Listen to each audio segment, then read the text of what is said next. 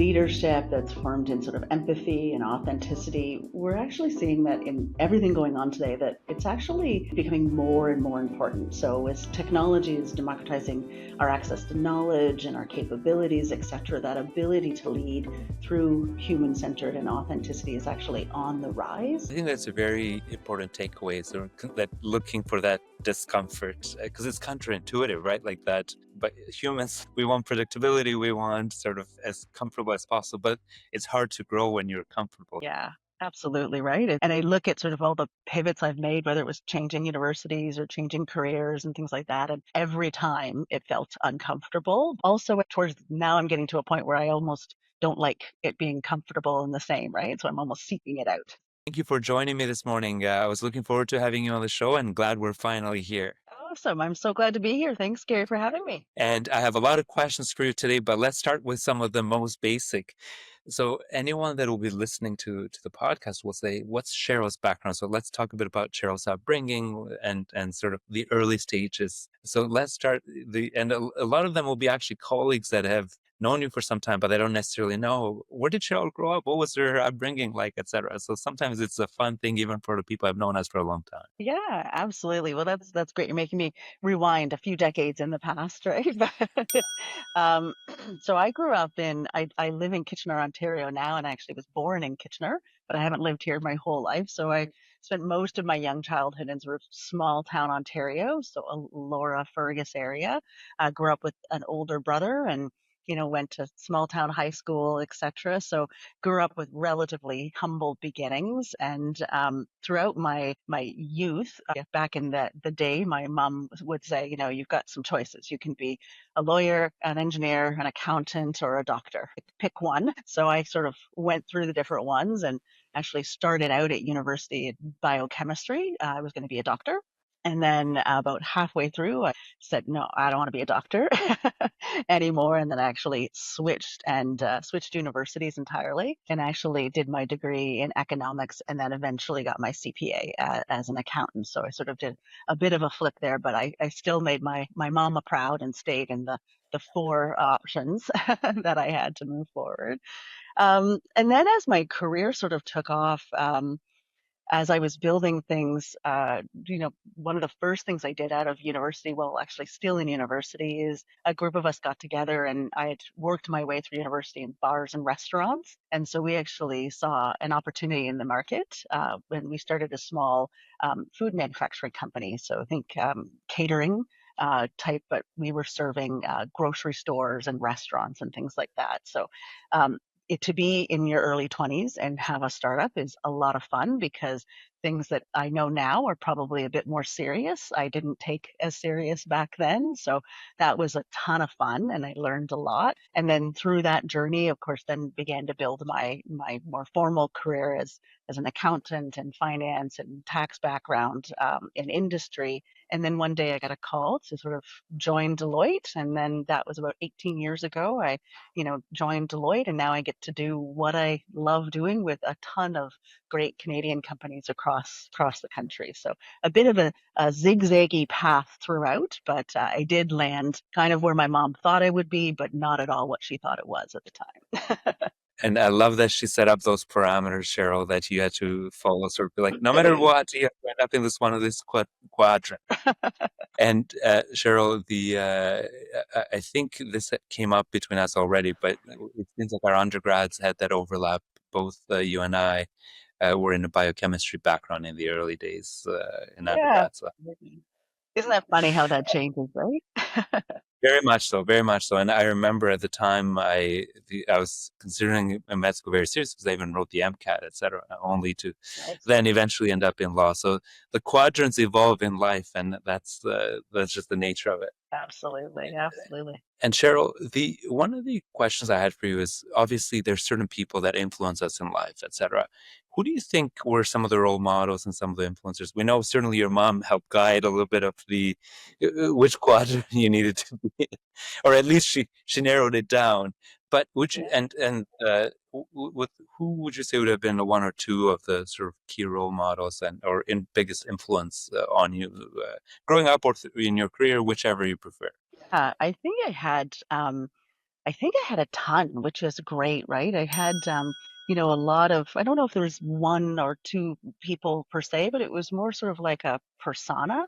I know from sort of growing up, whether it was sort of dance class or, anything I did in high school, even through my career, I had a number of whether it was coaches or whether it was mentors at work. And um, the sort of the themes I still take away from that today are really themes around like, am I having an impact? Am I getting uncomfortable or sort of pushing out of my boundaries? And then, of course, are my relationships solidifying? And sort of that's my sort of security blanket. So I had a number of coaches and mentors that, at the time I couldn't articulate it in sort of three key ingredients. Every good consultant likes things in threes. So I couldn't do that back at the time. But when I reflect back, I had a lot of different mentors that I sort of pulled different things from, and they were able to sort of really like hone. I think probably the biggest thing a lot of my mentors did was really help me be uncomfortable being uncomfortable. So like leaning into that discomfort. Earlier in my career, I used to think that was like risk taking or taking a leap. It was sort of, I made it bigger than it was. But now I really look at that and say it was, if anything, it was more risky to stay in my comfort zone. So I am very thankful to my many mentors that helped sort of push and make me feel comfortable to reach out and do something different. Well, Cheryl, I think that's a very important takeaway. So that looking for that discomfort, because it's counterintuitive, right? Like that, but humans, we want predictability, we want sort of as comfortable as possible, but it's hard to grow when you're comfortable. So I think your entourage of mentors throughout time has had really been a helpful guide and something that is not innate to us. So. Yeah, absolutely right. And I look at sort of all the pivots I've made, whether it was changing universities or changing careers and things like that. And, every time it felt uncomfortable, but also every time towards now I'm getting to a point where I almost don't like it being comfortable and the same, right? So I'm almost seeking it out. So I might be addicted to that now. I'm not sure, Gary. I can imagine some of the colleagues being like, Cheryl, please, we just figure something out. We're now on to the next Yeah, things. yeah, exactly, exactly. What and Cheryl, that brings me to an important question that I had for you, which is obviously you went through a bit of a career journey from being an entrepreneur to working for Deloitte, and certainly throughout the 18 years you would have been in different roles and sort of experienced different things. Which chapter or which portion of that journey you think influenced your leadership style the most? Yeah, it's a really interesting question. So I think there's probably a few of them. I think probably two of them I'll point out. So for me, one of the big ones was when myself and a few friends decided to start this sort of food startup. So I was 21 years old and didn't know what I didn't know, but thought I knew a lot at the same time. And that was it was a fun journey.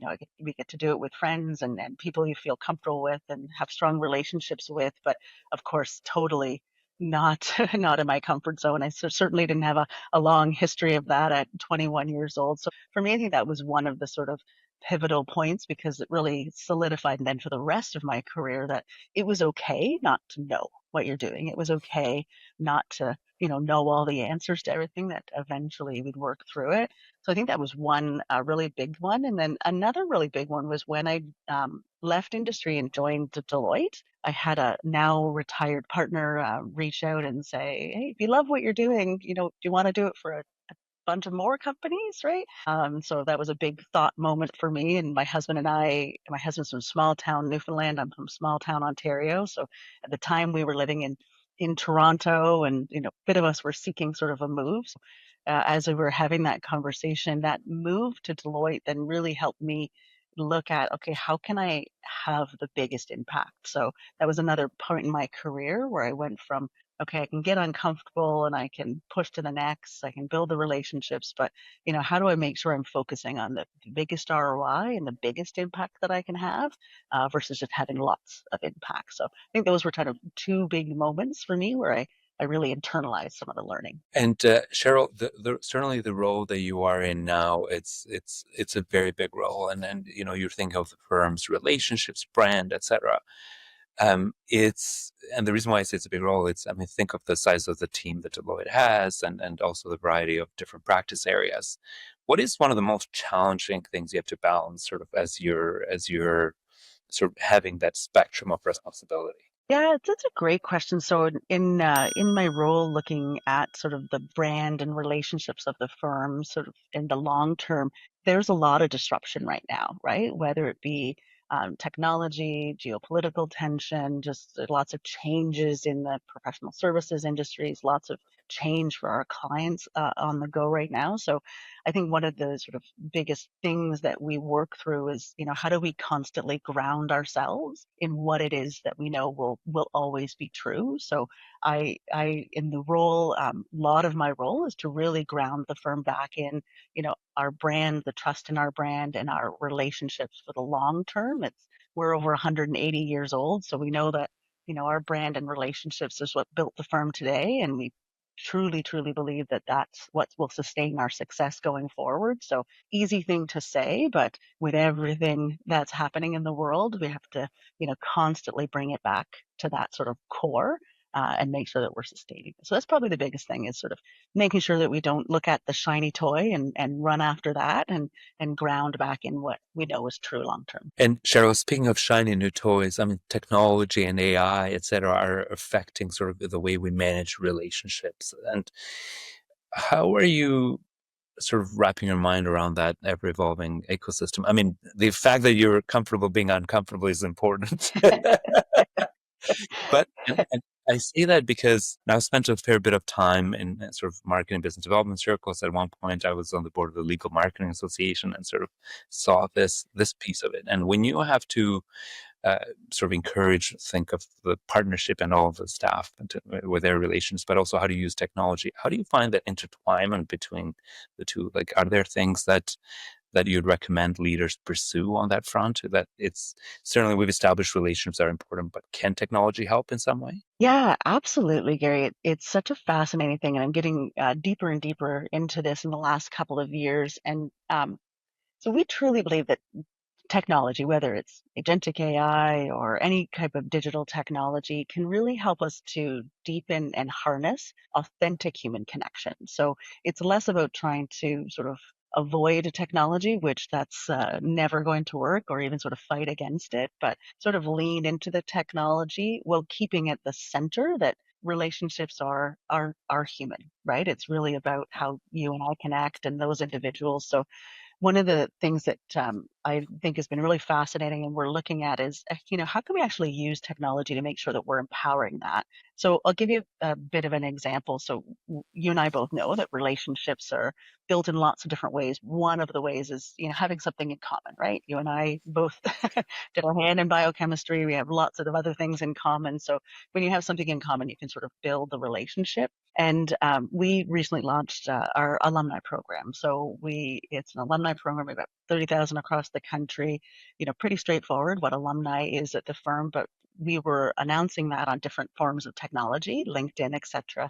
And within like a day of announcing that, I got dozens and dozens of reach outs. So, many alumni that I personally worked with, others that I hadn't worked with, but that just, you know, wanted to connect and things like that. And of course, those like email pings and LinkedIn, inbox pings are moving to coffees and lunches and connections, which is a lot of fun to connect with people that I haven't seen in a bit or people that I, want to get to know better. So there's just a simple of example about how sort of that technology was able to sort of remind us of a connection and then sort of foster and build those relationships. Those are the ways that we're looking at technology is like, how can it spark that? How can it amplify? How can it sort of like bring us back to the human part of the relationship? And it's so key, Cheryl, right? Like we're human beings yearn for that sort of interaction with for one another, and technology can only facilitate, but we can't take away the ultimate interaction that is human.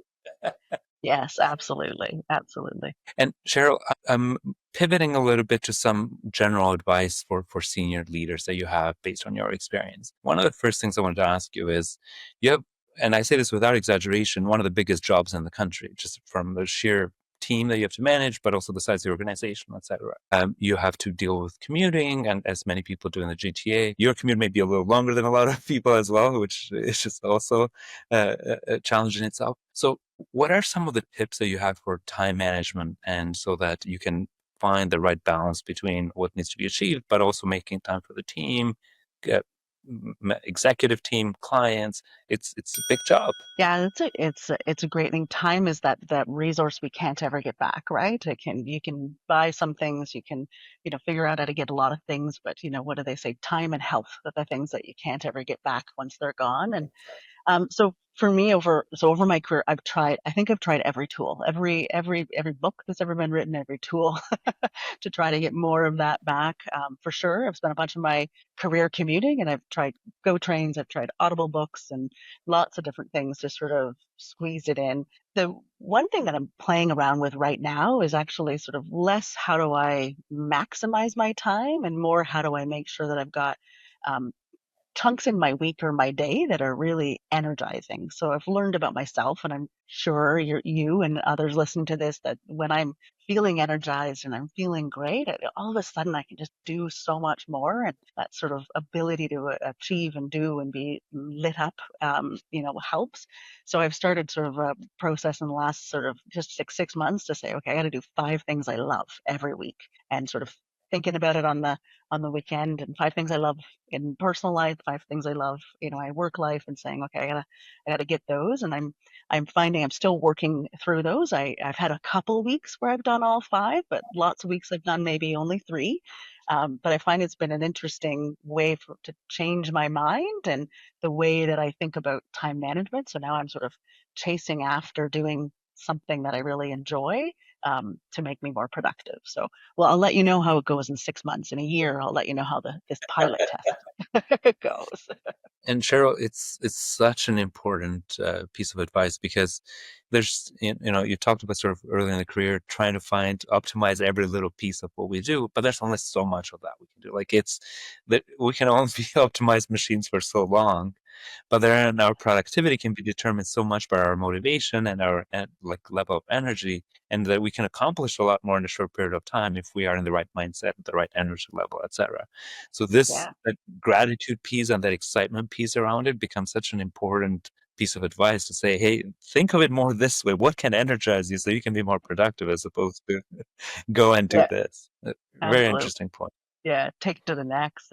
And Gary, it makes me think too, you were saying about like stages in career, and earlier in my career it was built on expertise, right? So, honing your expertise, which is very much like, really getting the best out of it. Whereas now I spend most of my time in the unknown, right? So Of I course. don't know a lot, gotta stay, humble and curious and ask questions and things like that. So that time management can go out the window pretty quick. But gravitating back to that, what do I really enjoy about this so that I can be uncomfortable in that and sort of keep moving forward and stay curious. Very much so, very much so. Well, and Cheryl, I mean, some very important takeaways there. It's the be uncomfortable, but yet find excitement because then you can be excited about being uncomfortable. Yes, exactly. Still a journey. I'm not totally there yet, but that's the destination. 100%. Well, and again, I think a lot of it is a journey, right? Like we keep learning and evolving on this as we go. Seldom do we start proficient at just about anything we do. So. Yes, exactly. Now, Cheryl, we talked a little bit about the importance of quality of relationships and the importance of cultivating them. So, what advice would you have for leaders in terms of embracing authenticity and a human-centered leadership approach? So, the regardless of industry path, et cetera, like what are some of the key takeaways there, considering how much time you spend on that spectrum?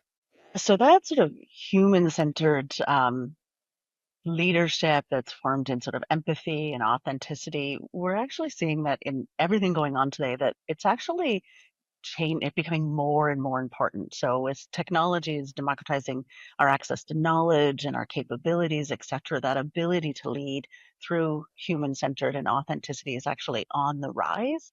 I believe, and I'm sure you do too, Gary, that authenticity is the sort of intersection of who you are, what you believe, and how you show up, all being similar on the same day. So, and if we look at my journey I've had lots of different titles. I've worked in different industries. I've had different bosses. I've had different teams. Everything has sort of changed. But, if we can really ground in that authentic, human-centered leadership, that for me is what sort of grounds me. But also, we're seeing it even in some of the data where there's a real movement towards trust in brands and trust and authenticity, and consumers and customers and people are buying based on that as opposed to specific capability and knowledge. So I think it's going to be a differentiator as we go forward. And again, one of those things that's easy to say, but has to be lived every day, step by step. And extremely, extremely important points, Cheryl.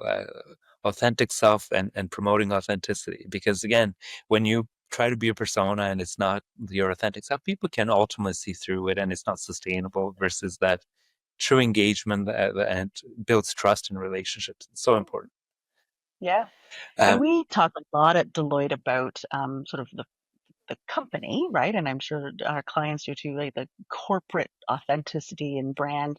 But we also talk a lot about sort of personal brand, right? Individually as executives and as leaders, and how do we make sure that that personal brand is something that's authentic and true, and like you said, not a persona or a character that we're playing, but something that we can sustain for our entire careers. And Cheryl, a lot of this and building that type of culture also starts from hiring and building the right teams. And naturally, you wouldn't be able to accomplish everything that you are able to had it not been for the great teams that you've built. What are some of the strategies that you recommend to leaders out there around team building to achieve this level of culture?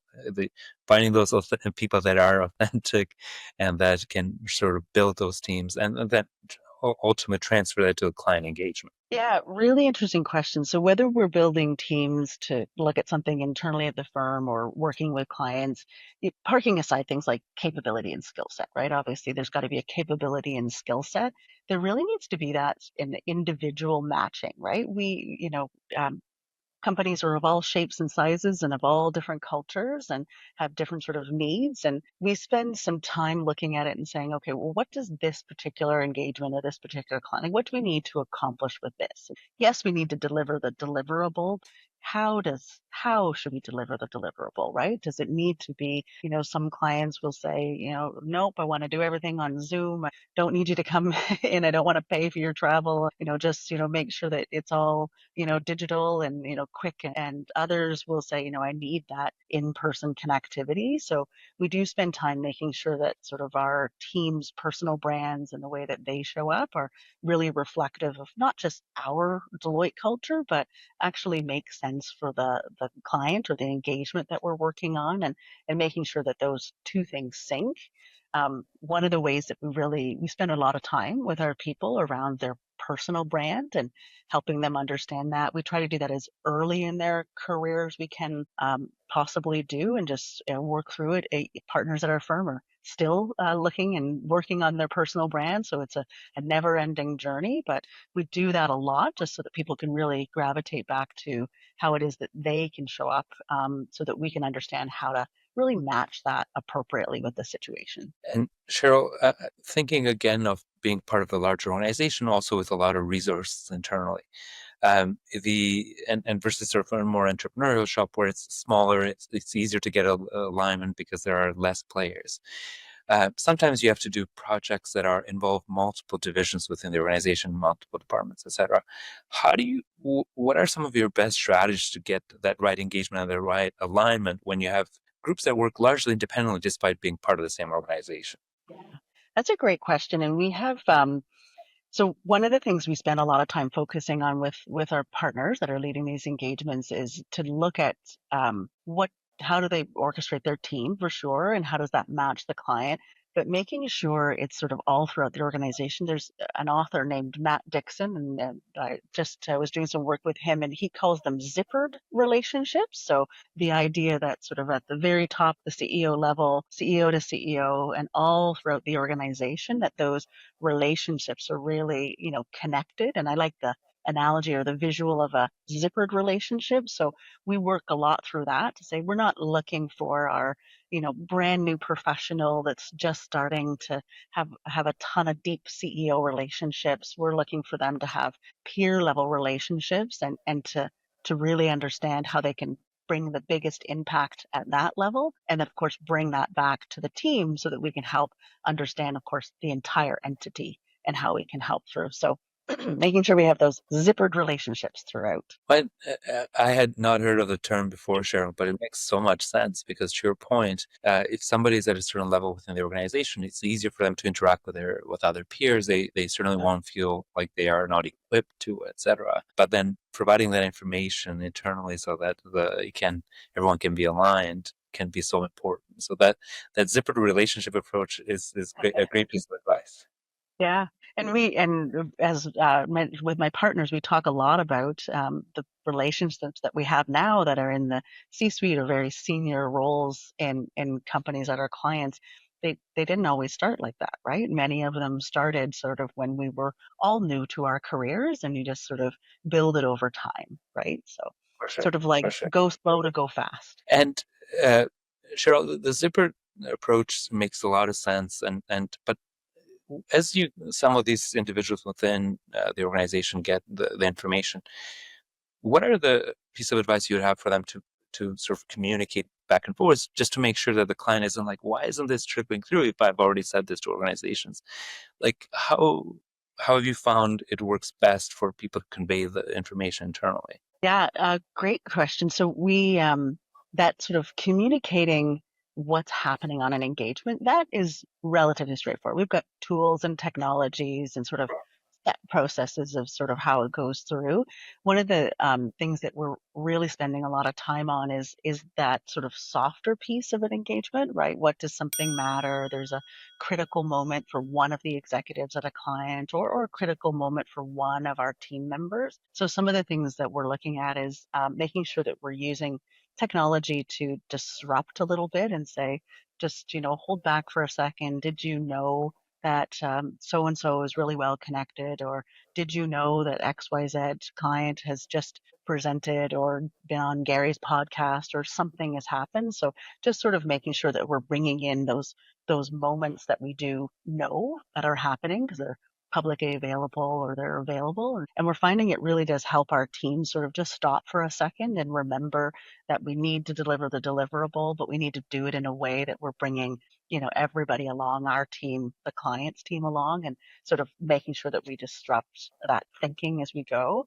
We're finding that our teams are really, really leaning into some of that, and sort of we'll have lots of great examples where someone, maybe a bit more junior on the team or a newer professional will end up having some really significant insight because of somebody that they know or something that they've experienced. So they share that. And of course, it can actually change the way or the how. It doesn't always change the what we deliver, but the how we deliver it with a client. So the more and more we have those conversations and talk about it. And Cheryl, I mean, it really resonates with me. Just yesterday, I was actually moderating a webinar on business development for lawyers, and one of the things that was said was also a bit of the time investment in understanding clients. The idea is that you can add a lot more value to the client if you can understand a little bit more of where they're coming from. And to your point, if they were on a podcast and listening a little bit about what sort of their points are, or so where they come from, can actually help provide you perspective that you may not necessarily gather on a day-to-day. So understanding that where they're coming from in whatever way you can, and a bit of that homework just becomes so critical. Yeah, absolutely. And this is where technology can really help, right? Before all the different technology platforms and social media and LinkedIn, that was sort of done on the golf course maybe for the day, right? You sort of find out all these things. Now we can do it faster, easier, cheaper with technology. It's making sure that we lean into that and leverage it. Use it for the good. And but to your point earlier about the authentic self, is to care enough about a client to spend the time that, especially now because the tools are there, it's easier to surmise that, but it still takes the time investment to go in and spend the time to understand the client. Yeah. Yeah, that really that human-centered element is really important. We talk a lot in the firm about how our clients are a company name, and the executives are a title name, but they're also a human being, right? And you could be a CFO at a company and be in your last year to retirement. You could be in the CFO of a company in your first year, and those two individuals need something very different from us, and there's ways that we can help them in a very different way, right? So looking at that, the person behind all of the titles and brands and things like that. Cheryl, I'm going to move to a portion of our podcast that we call the rapid fire question. So this is first thing comes to mind, easy. And then the only thing I'll come back to with at the end of the rapid fire questions is any last minute thoughts or piece of advice that you think, or that you were to think that I wish Gary had asked me about this, or I didn't get a chance to talk as much about this, whatever that may be, if any. All right. Our first question on the rapid fire questions. How many languages do you speak? Just the one. And we asked this because of the business I'm in, Cheryl, but otherwise, I no rely on expectation of what. technology for every other one. What word do you hate? Oh, what word do I hate? I'll cheat a little bit, give you a two-word phrase. Trust me. Perfect. Trust me. Trust me.